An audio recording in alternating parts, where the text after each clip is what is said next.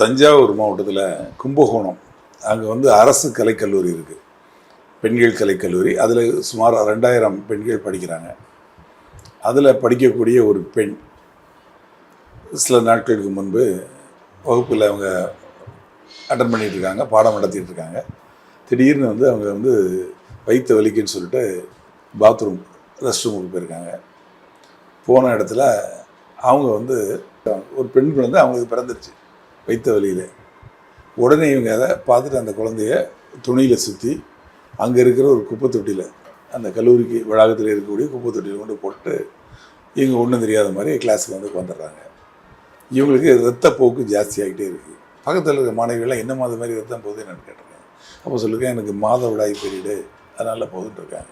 இன்னும் கொஞ்சம் நேரத்தில் பார்த்தா இன்னும் அதிகமாக ரத்தம் போக ஆரம்பிச்சோடனே அந்த பக்கத்தில் இருக்கிற குழந்தைங்கள்லாம் அலற ஆரம்பிச்சிட்டாங்க.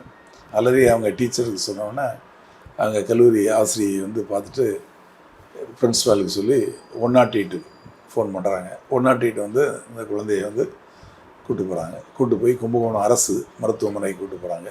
அங்கே டாக்டர்கள் வந்து இந்த பெண்ணை செக் பண்ணாங்க.